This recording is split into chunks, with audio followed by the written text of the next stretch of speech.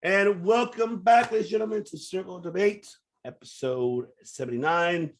Yes, you saw the commercial. Make sure for all our SoCal pro wrestling fans, I know there's a lot happening on December 9th, but this is going to be a great epic event. This is obviously Dirty Heels and Circle Debate, the Circle of Heels, promoting, sponsoring this event, brought to you by Old Fashioned Wrestling.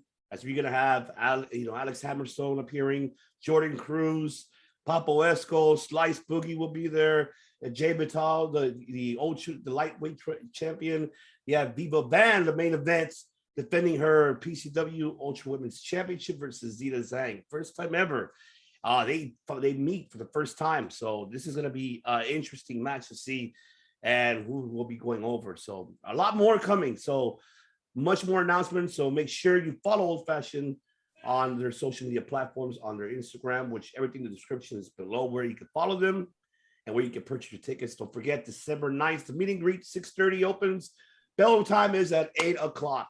So make sure you show up and buy your tickets, ladies and gentlemen. So let's go on and move on to talk about another Black Thursday, you could say it was. It was, man, Money Mike, what is going on with WWE, man? They got the call, they got an email from Johnny Ace himself. Hey, doing a bunch of cuts. We had to cut them. So, future endeavors. Bye now. I'll let you go. So there. And the following people got released.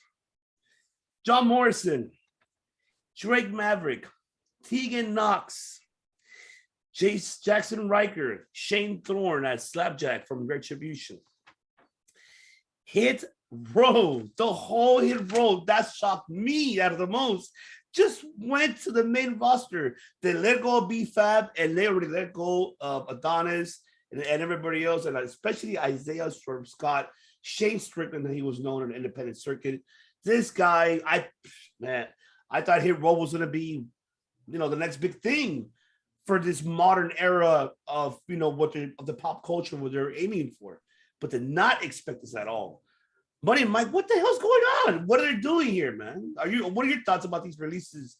And yeah, man, did it shock you just overall? Shocking, yes. Some of those names, man. Hit Row.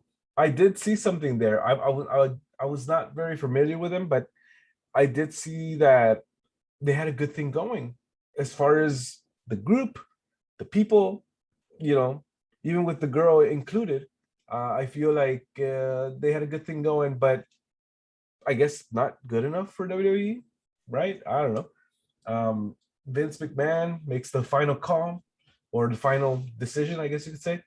John Laurinaitis, this guy firing people is probably second nature to him. He doesn't even need to read the paper anymore. He already knows what to say. It's already well rehearsed with him, and man, it's massive firings. And if you really think about it, the more it makes sense. And I'll say this: when WWE acquired WCW back in 01, what happened? There was the brand split, and they had enough wrestlers for two rosters. I see the brand split ending. I feel like that's what's gonna happen. It has to happen. What, they're gonna continue with 14 people in each roster? No. I feel like it's all gonna come together because there doesn't need to be a brand split anymore. They have enough for just one roster, and that's it. And then that's all it's going to be. We've heard about sales to Disney or to Amazon or to whatever, to NBC. We've heard about that. And while I'm not saying that's not likely, it could happen, because really, if we're talking business here, WWE is like this, and Amazon or whatever, some of these companies are like juggernauts compared to them. So, in a business sense, yeah, they could easily be bought. But does Vince actually want to sell? We don't know. We don't know yet. But it's interesting because some of these names, and Morrison, I've always felt that John Morrison had so much potential, even in this second run, and putting up with this Johnny Drip Drip nonsense. Goodness gracious, what terrible writing. why do you do that to Why yourself? do you Why do that? you do that? Why do you watch this thing still? You out there, please comment below. Why are you still entertained by such poor writing? And yeah, so I'll leave that there. And I want to give a special shout out to Drake Maverick. Drake Maverick, man, last time he got let go, whether it was real or not, we don't know. He put out a video crying, and it went viral to the point where Triple H went out, gave him a contract, like, okay, here, fine, we don't, stop crying, dude. Here's your contract again. And he was with the company a few more years.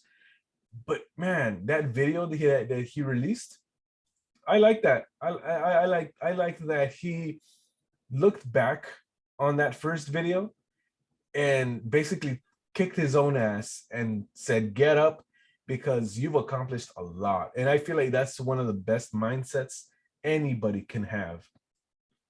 No matter where you are, you have done a lot in your life. And that is something that I personally enjoy, and the mindset that I think a lot of people should have, right? Absolutely. And I'm glad that he came to that realization, and kind of, he made that video at some point. He didn't make that video today. Maybe he knew ahead of time. Maybe he saw it coming. Maybe he did this maybe a year ago in preparation, knowing that if someday he's going to be let go again, and as a reminder to get up and get up, stand up, all that good stuff. Yeah, so, right up for your rights. Right? Ganja. Yeah, right.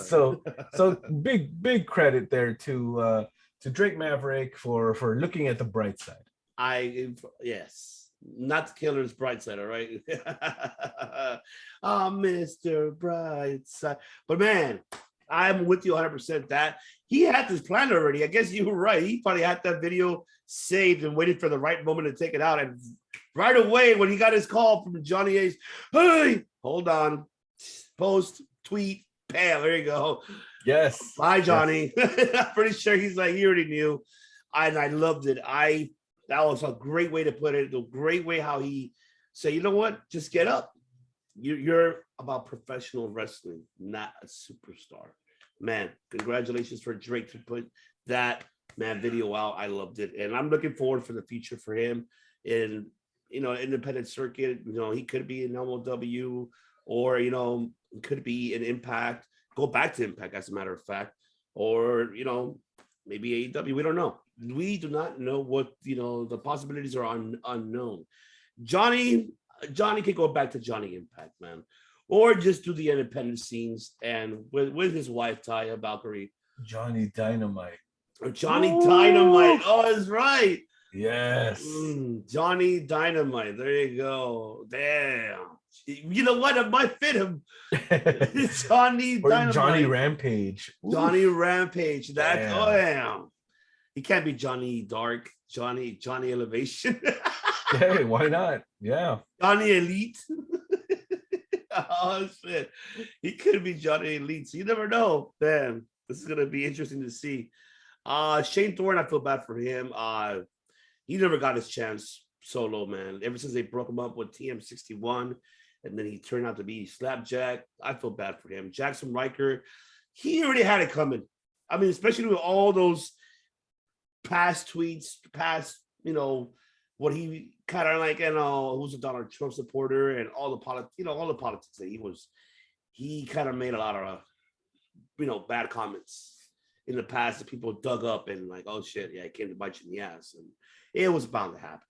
Tegan Knox, on the hand, oh man, oh my god, I feel bad for her. Yeah, because she had a lot to give, and it's, she did a great job in the Mae Young's tournament. I know she tore her ACL, MCL, I think twice on both legs. Like one happened and then the other leg, and I'm like, Jesus, can't ever catch a break, and I'm glad. And I wish something for the best for her. I hope, man, I just hope that someone picks her up and helps, get her, back on track because she's very talented. She had it just that she wasn't given the time either. I wish she was given the time on SmackDown, but wasn't really given them much time. So and now they turned Shotzi heel, and it's an unfortunate. But yes, ladies and gentlemen, so Saturday you have Impact's Turning Point happening on Impact Plus on 7 o'clock Pacific Standard Time, 10 o'clock Eastern Time. There's about 12 matches here that I'm looking at, and it's a lot of matches. So I don't know how they're gonna go through this card. I mean, they have you got the triple threat match for the X Division title, Trey Miguel, Laredo Kid, and Steve Macklin. You have Inspiration again getting defending their titles, the rematch clause for Decay, for Havoc and Rosemary, for the Knockouts tag team title. You got Mickie James versus Mercedes Martinez for the Knockouts Women's Championship. I'm looking forward to seeing that match. And also you have Moose defending the Impact World title versus Eddie Edwards in a Full Metal Mayhem match. Everybody knows how Full Metal Mayhem is. If you did not, go back and YouTube Full Metal Mayhem Impact. Yeah, it's your crazy, hardcore street fight all mixed into one. And I'm looking forward to seeing that. The Good Brothers, as they will be defending the tag team titles versus the other Bullet Club, which is, of course, Hikuleo and Chris Bay. So this is a good feud I'm looking forward to. We might see someone debut, another club member possibly. You never know. And then you have Heath and Rhino versus Violent by Design, which is Eric Young and Joe Dorian. So I'm looking forward to seeing that feud still continuing. And of course, you have Ace Austin versus Chris Sabin. That's a great singles match coming up as well. And you have Crazy Steve and Black Taurus versus Finn Juice. That's another match. Rich Swann versus Brian Myers, which I'm looking forward to seeing that match. And then you got W. Morrissey versus Matt Cardona. I guess that's supposed to be for the number one contendership. They're trying to get the title for the actual Impact title. So I'm looking forward to seeing these matches, man. Which one caught your eye, your attention, Money Mike, out of all these cards, out of all the matches in the card? I honestly think, let's see, Mickie James and Martinez there. I some might say even a dream match. Both are very well experienced in the ring, and you can expect a solid match there for sure. The Moose match, I have not yet seen. What is this match called again? Full Metal Mayhem. Full Metal Mayhem. I have not seen that, and I am intrigued right away. So yeah, I want to see that. Oh man, you're gonna love it. So, especially with Eddie Edwards, you got to think it's gonna be. He's like your, Sammy Callahan #2, Eddie Edwards. But Full Metal Mayhem. Go look at Kurt Angle and Abyss. That's way back in Impact for sure. YouTube and the matches there on Impact. Oh my God, you'll see the carnage that match itself brings upon the table. So Moose better be ready for that. So I'm looking forward to seeing that. I'm looking forward for the triple threat for the X Division title. Laredo Kid, now he's in Impact. Steve Macklin, he's getting himself up there. So I'm happy for him that he's getting up there. Inspiration. I want more. I know this is a rematch. I'm not disrespecting Havoc and Rosemary, but I need new challengers for Inspiration. That's what I want for them, and hopefully they retain, and then see who's the next feud they can feud with. I mean, right now with all these releases happening, I'm waiting for Impact to knock on their doors. Hey, you want to come to Impact? I mean, yes, that's what we want. Give me what I want, them, and give me what I want. That's what I want. Mia Yim back probably there. I don't care. Bring the women's roster back to being the number 2 overall. And Impact was with the women's roster was number 2. Maybe we see Taya back there. We don't know. I just cannot wait. I'm excited. Very excited for a Turning Point this Saturday. Don't forget this Saturday to tune in on Impact Plus. If you do not have it, subscribe to it on Impact Plus. It's only I think it's only like $10 a month. It's like the network. It's not bad at all, but you get all the access for Impact. You get everything from the past to what it is currently now. So make sure you purchase that. Now let's jump in to the final topic of the evening. It is Survivor Series. We're giving the people what they want, courtesy of 30 Heels once again. And yes, people are asking, all right, what about your thoughts about Survivor Series? I want to give a brief thank you to Nick from the Universal Wrestling Podcast. That was one of his guests on his show for giving a predictions. So predictions for Survivor Series. But we want to hear the most valuable podcaster, the most violent podcaster, his thoughts of Survivor Series. So I'm going to break down the card for Money Mike Lopez. So this is what we have. There's only 6 matches by far in Survivor Series. We do have the U.S. title and the Intercontinental title, the champion, Damian Priest, who's the U.S. champion, versus SmackDown's Intercontinental Shinsuke Nakamura. Let's break it. I'll break it out. Let's break it out individually. Your thoughts about that match? What are you looking forward to see of Damian Priest and Nakamura? That's how out of touch I am that I had no idea who held either title. I had no idea. And you know what? I'm down with that. Priest versus Nakamura. Yeah. Have they ever wrestled each other?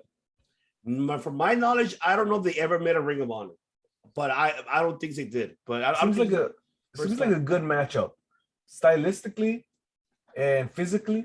It looks like they match up pretty well. Okay. So who do you got in this one? You got Priest or Nakamura going over? I'd like my Nakamura. All right. So we got SmackDown 1, Raw 0. All right. Now we have the RK Bros, the Raw Tag Team Champions, Randy Orton and Riddle. We can't say Matt Riddle. Yeah, versus the I know, Mike. I know. Gosh. Jesus Christ. Short names. What's wrong with them? You took away Shotzi Blackheart and Shotzi? What's up with that? Like, oh my God, doesn't make any sense. Yeah, versus the Usos, who are the SmackDown Tag Team Champions. Now, I remind you, Money Mike, the Usos have been in great tag team matches in Survivor Series. And I'm going to say it. My favorite was when it was them versus The Bar, Cesaro and Sheamus. I think that match was great. This was like 2 years ago, I believe, or 3, if you can remember the year. But that match was great. So, the Usos never disappoints when it comes to Survivor Series. That's my opinion. So I don't know how you feel about this one. Thoughts about it? It's interesting. I kind of don't like Randy Orton in this story. You know, it almost, and I kind of don't want to say this, but it almost is beneath him, I feel, to be involved in this. I don't know. That's just my opinion. But I really want the Usos to win because, you know, I feel like they kind of seem kind of weak with Roman bossing them around, you know. We'll see what happens. Tribal Chief. That's right. Clark Street, Tribal Chief. Oh. I see you guys. Yeah, they watch, of course. Yes, of course. Rankings matter, right, Money Mike? Rankings. That's right. You know what? Exclusivo right here. You brought them up, but I'm making the challenge. Okay. December 4th. Let's do it. Whoa. You guys don't want to set the date. I'm setting it now. December 4th, 2022. I mean, wait, what? No, 21. Oh my gosh, to next year. Jesus, a year from now. I'll give you guys plenty of time to prepare. Now, December 4th, 2021. Let's make it happen. The date has been set. Show up. We'll make it happen. There you go. Tribal Chief of Podcasting, the Messiah of Podcasting. There you go. Ugh, tough one there, Jonathan. Yeah, you guys get ready because on December 4th, we're coming to get you. Because we're not the boogeyman. We're the boogeyman for AEW. Put it out. But all right, and then we have the Raw Women's. The women's Survivor Series 1. So we have Team Raw. Team Raw for the women is Bianca Belair, Rhea Ripley, Liv Morgan, Carmella, and Queen Selena Vega versus Team SmackDown. Originally, it was, what it still is Sasha Banks, Shayna Baszler, Shotzi, not Blackheart, Shotzi. I know, Natalia, and originally it was Aaliyah, but Sonya Deville took her out. First, it was Naomi, took out Naomi, because Sonya Deville's storyline, Sonya Deville's a heel GM, She hates Naomi, took her out, a picture. Tony Storm, I'm sorry, Aaliyah. She took Aaliyah out, and now she added Tony Storm to the team now. So I thought it was going to be Sonya Deville adding herself, but she added Tony Storm. Unless things could change tonight on SmackDown, ladies and gentlemen, if you watch it, I don't know what's going to happen on SmackDown. And, shout out to Turnbuckle Tavern. They're the ones keep you up. They'll keep you updated on that. So I can't do that. Mike and myself can't do that with SmackDown. But we'll see. So who do you got? You got Team Raw, you got Team SmackDown. It doesn't matter. It doesn't matter. And that's the problem. Okay. I believe it was Xavier Woods who came up with this idea of whatever Survivor Series team wins would get their pick at Royal Rumble numbers. It's a great idea. It's great, isn't it? Yes. Xavier Woods, I think he was the one that came up with this, and he mentioned it, that whichever 5 people win get to pick their numbers. Have actual prizes here, a motivation for them to win, right? Things on the line. And I think that would be great. Then it would matter, right? They're not just having this right? Who cares about brand supremacy? A couple weeks ago, they were in the other brand. So, how are they going to be representing this one now? Who cares, right? They could switch back in wild card. Yeah? So there you go. So, have them fight for something. But alas, that, bad creative. Anyway, Bruce. Let's see. I'll definitely go with, and I'll flip a coin here. Raw. All right, so Raw 1, SmackDown 2. Actually, no, wait, no, actually, yeah, you had it right. 2. All right, and all right, so then we have the men's Team Raw. We have Team Raw's, is Seth Rollins, Finn Balor, Kevin Owens, Bobby Lashley, and now added because of Monday Night Raw, they removed Rey Mysterio. Originally, it was the Mysterios. Lashley took Dominic's place, and now this past Monday, Adam Pearce replaced Rey Mysterio with Austin Theory. So now versus Team SmackDown, you have Drew McIntyre, Jeff Hardy, Jeff Hardy, King Woods, Happy Corbin, and the last one to be announced. They haven't announced the 5th and final member for that SmackDown team. We don't know who could it be. It could be either Sheamus. No way. He's not gonna show off. I don't know. It could be either Sheamus, Cesaro, Jinder. We don't know. I don't know how they're gonna do this, buddy. What do you got on this one, man? Team Raw or Team SmackDown? I don't like that they keep switching the teams around. Which team is Lashley in again? Raw, right? I'll go with that. I'll go with Lashley. All right, so you got Team Raw then. So that's 2 and 2. Raw 2, SmackDown 2. Mm-hmm.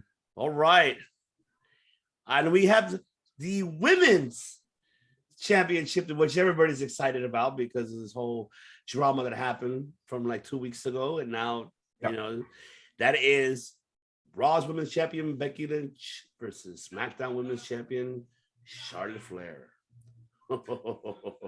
I was watching Becky Lynch's interview with Ariel Helwani yesterday, and she brought up something interesting that, if you're in the ring, and all this is, of course, predetermined, right? You have to be able to trust who you're in there with, right? And she made a point that this might not even be a good match because they don't trust each other in the ring. It's not a guarantee that it's going to be a slobber knocker, right? Given the circumstances personally between them. If you're on the same page and you go out there and you have a classic, that is what is most likely because you're on the same page. But that's not the case here, seemingly. To me, whoever wins is who McMahon is with. That I've said it before, and I brought it up a week ago or 2 weeks ago, I think, that whoever wins this match and how they win is very telling in their backstage hierarchy, right? In their position backstage. So it's gonna tell a lot. We're gonna see a lot just in that. It's a double-edged sword for Vince. And it's gonna be, but you know what? We're fans here, man. We are realistic. We know this is bullshit at the end of the day, man. Come on, we know already. This is all planned. All right, we're gonna do this Twitter thing. You're gonna say this. I'm gonna say that. Let's just build it a storyline. Let's make it real. I know that they don't like reality. They don't like reality to be with in the excuse my tongue. I got stuck there. They don't like realism to be exposed, personal lives on national television. But guess what? We are in a modern era that pop culture and now all of this nowadays, it reflects that all over on television, social media. But what do you think about Ric Flair getting in there and things that he's been tweeting? Well, I saw his tweet today. I want my belts back because they erased him out of the NWA legacy. But we didn't know why, because of the whole dark side of the ring situation. That's why he's on a little bit lay low. Like, yeah, buddy, stand back a little bit. You can chop it up. Yeah, stand back. There's a hurricane coming through. But Ric Flair should just relax. I know that you want to be out there, but buddy, right now, you have too much heat, man. I would not put yourself out there right now. Don't do it. It's not, especially for your daughter, especially. Don't do it. Don't do it. But I'm with you. If I don't know what direction they're gonna go with, but I still feel like it's bullshit. I feel like they probably things could happen. Could be a DQ, interferences, or a draw, or if Becky goes over, then we already know what direction they're going with, and Charlotte Flair is on her way out to head to AEW. And if that does happen, it's a loss for WWE. I hate to say it, but it will be a major loss for them. Great pickup for AEW for Tony Khan. Bad loss for Vince McMahon, even though you still have Sasha, Becky, and Bayley, which Bayley's still out, with injury. But Charlotte is your also pinnacle, man. It's gonna hurt. You losing her is gonna hurt that women's roster division a lot. So Vince has a lot played in his shoulders right now with this match, because we don't know what's he gonna determine. So it's gonna be tough. It's a double-edged sword for Vince McMahon. Yep. She either go with Becky because the fans love her, Charlotte because she's the best. I don't know what to do. Two ego women, they're saying the best. It's good luck with that. I don't know. It's gonna be tough, man. I just for that, I am gonna watch Survivor Series. Yeah, honestly, I'll go ahead and say it. That's it right there. Yeah. Forget we had it at the table, whatever. Get yourself a table at Golden Corral for all I care. All that stuff, I don't care about that. I want to see who wins between, and how crazy is that? I want to see who wins between Charlotte and Becky. That's what I want to see. Yeah, I think we're all going to be watching that for sure. Yeah. And the main event, he usually said go to Golden Corral, but the head of the table, he's going to Survivor Series versus, of course, the Tribal Chief versus Big E, who is the WWE champion for Raw. Roman Reigns, the Universal champion for SmackDown. I think I know your answer, but go ahead and give it to me. So you're telling me you're gonna go with the Tribal Chief? There is only one answer, man. They haven't built up Big E enough. It should have been Lashley. It should have been Lashley. I'm telling you guys, it should have been Lashley going up against Reigns. That is something I would have wanted to see right there, and maybe even as equally hyped to me than the women's match. But Big E, all my respects to Big E and congratulations for winning the title, but he's not pinning Roman Reigns. Nope. Mm-mm. No, I even though I chose Big E because I want Big E because I'm tired of Roman, and remind you again that Big E is now your face for Raw. You need to give this man the lights. You need to give this man this win, dethroning Roman Reigns, to say, look, I am responsible. I am the face of a 3-hour show that I have to make sure it looks great for 3 hours. Besides RK Bro, you need this man to win, to not only just win for Raw, but also to elevate the WWE title. Yeah. That title means like it is nothing. And I no disrespect to Big E, but you could tell that the Universal is now more relevant than the WWE title. And that's bad. We want the WWE title to be relevant again more than a Universal title. So I would like to have Big E to win. I wish they could do something drastically shocking. You mentioned about the brand split being over. What about if this happens? What about this Big E wins, right? You said the brand split's coming to a close. What if Roman is obsessed? He's pissed off. He's like, this son of a bitch beat me. I gotta have my win back. So let's do it. Screw it. WrestleMania, undisputed title all over again. Title versus title. I want my win back. And there you go. Brand split's over. Now you're gonna have an undisputed title, and that could be one. They could do that. No, No. Okay. That title is definitely not undisputed, and that's coming from the undefeated champion, Mr. Mike Lopez. Yes, that title is not undisputed. There's a little company called AEW that has a world champion. Yeah, so it's completely disputed. Yes, absolutely. But having said that, I wouldn't doubt that sort of thing happening. Of course not. The Universal title was fun and all, both red and blue. It kick rocks. It's time to have one world title in WWE, and I feel like it's inevitable. Oh shit! See, Mike Thanos, ladies and gentlemen, he's already giving his inevitable. That's right. Could happen, but yes.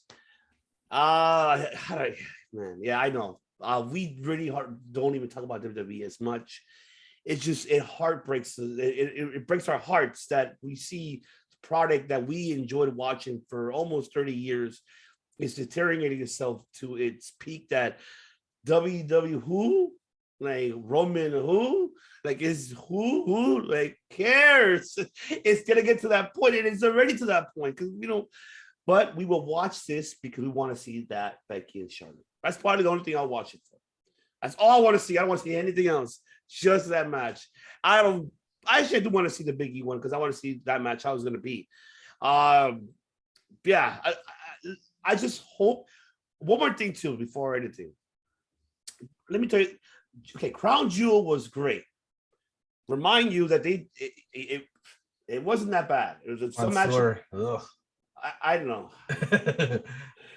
But there was no storytelling. There were no developing stories, no storylines. It's not canon, man. It's not canon. Yeah. It doesn't count. I know. And then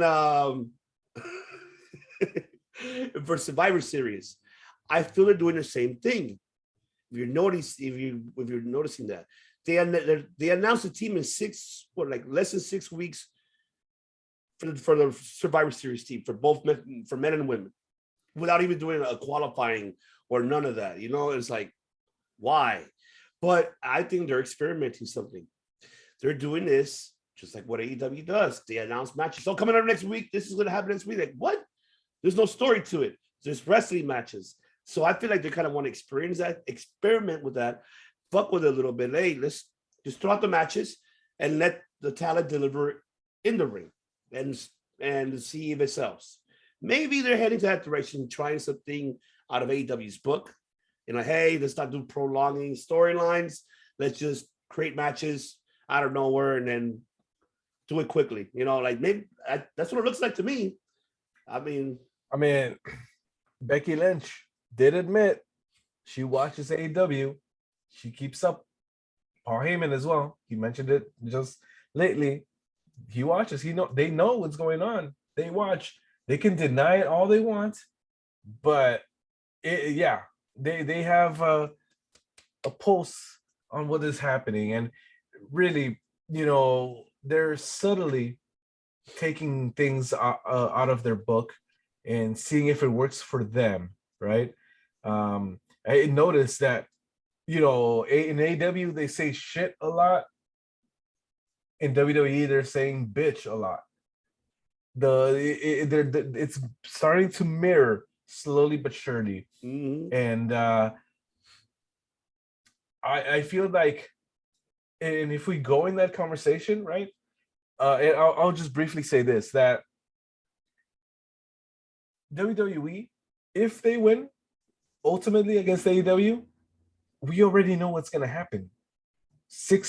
5 years from now, it's going to revert back to, to what it is. It's a reserve. We've seen that story already. And it's just going to be a revolving door of that. I would like to see what happens if AEW wins. We get something new, something fresh overall. But I digress. Yeah, I'm with you.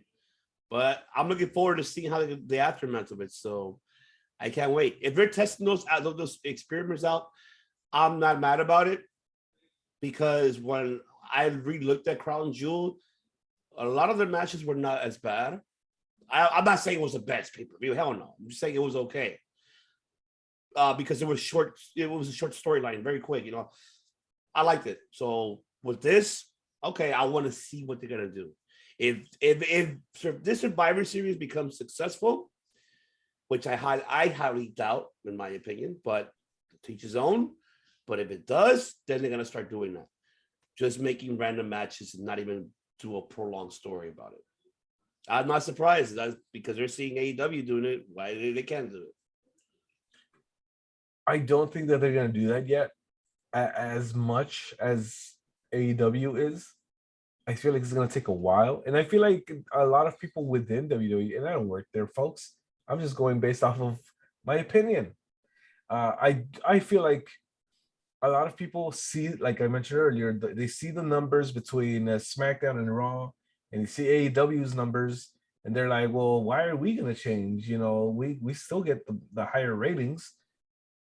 A lot of people are still watching just because they're used to it. Yeah. And and I speak from experience. I gave WWE a lot of chances over the years, and being disappointed over and over and over and over and over and over and over and over and over again. But bad booking and bad storylines and crooked referees and all this nonsense. Yeah, so it's gonna take a little bit of time, but I feel like the real change is gonna be when those numbers go the other way. I agree, because even though WWE's demographics, I know they're focused more on the PGs. They're not really focused on the 18 to 39s, 18 and above. I'm sorry, they're not really focusing on that. That's the AEW who's doing that with the 1839s and now with the 1439s. So, I mean, they're focusing on that and on above that. They're hitting the demographics on that. WWE is not. Of course, they're a PG product, but they want to get to that point. What AEW is doing, they want to get there. But you have investors. You're a public company. But what about the networks? What about your networks asking, "Hey, I need you to do this. You're not doing the hell of a good job." I guarantee you that USA is pissed off of what they did with NXT and making it 2.0. They're pissed off because the ratings are not as the best for NXT 2.0 compared to the old black and gold brand that was giving you wrestling, that was giving you like a Ring of Honor 2.0, that was giving you that storylines that made sense, takeovers that were fucking phenomenal, more than WWE was. Man, yes. But look what happened. Vince McMahon wants to he's stuck in the golden era. He wants to start all this cartoonish. He wants to make Marvel superheroes and DC superheroes. And Stephanie McMahon said that too. They're all characters, heroes. So we digress because we care We hate with love because we loved it for so much and you destroyed it. You broke our hearts. And now we moved on because we have a new one that opened our house, our hearts completely, and other doors to other promotions. Yeah. That is AEW. That's why we love them. That's why we love them. But there you have it, ladies and gentlemen. Thank you so much for tuning in here. Episode 79. Don't not forget to all of our audio platform listeners.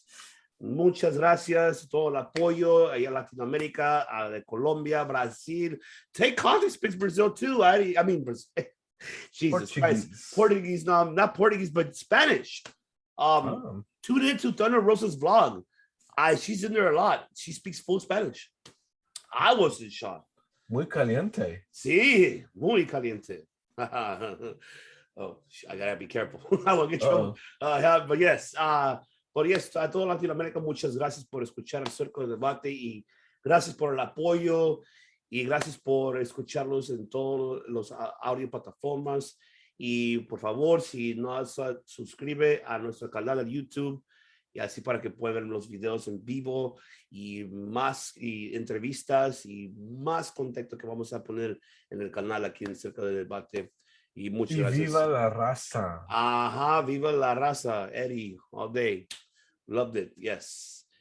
And of course, to all of our listeners up in North in Canada, the UK, and our European listeners, of course, I will let the most violent podcaster take over the floor to notify our Germany listeners out there for tuning in Circle of Debate 79. Ich nicht mag WWE. Ich liebe AEW. Und ich liebe hören Sie Circle of Debate. Oder alles Spotify, Apple, we're on Apple, right? Apple, Bullhorn, all that. Podbean. All this, yes. All shebang. Ja. Und danke für hören und haben Sie eine gute Nacht. Tschüss. That's right. Once again, ladies and gentlemen, if you're watching this video for all new viewers, and just make sure that you hit that like right below and then the subscribe button. Hit that bell for notifications. You'll get obviously weekly episodes, top fives, interviews, vlogs, the whole shebang. A lot of content coming out. Circle Debate coming soon. So stay tuned for that. And once again, I want to go ahead and thank everyone. And also to our SoCal Pro Wrestling fans, don't forget, once again, I'm mentioning it, December 9th. Make sure you show up to Don Quixote in Boyle Heights. Old Fashioned Wrestling presents PCW in Vegas, Boyle Heights. December 9th. Don't forget to purchase your tickets. Everything will be right below the description. There's a link of where to purchase your tickets. And get them now because they're going quick. These are meet and greets. Meet and greets. You want to, like hotcakes, baby. Mm-hmm. Meet and greets you want to see. Hammerstone. Meet Viva Band. Zeda Zhang you want to meet. Meet Jay Vitale. You want to meet Papo Esco, Slice Boogie, Jordan Cruz. Man, the card is stacked. You really want to go. You want to meet Ivan C. He's going to be there live. I will be there live as well. Buy him a drink. Yes. A model, please. Not a physical model, but modelo. No, I'll be with the missus. Well, yes, once again, ladies and gentlemen, it's the host previous one I've been C. And of course, I'm here with the CEO of Violent Podcasting here. He's the CEO of the most violent podcaster. He is the most valuable podcaster because he is the undefeated, the undisputed, the unmatched, the unrivaled, and the uncensored money, by God, of podcasting Mike Lopez. As I will steal his words, what he says. And we will see you guys on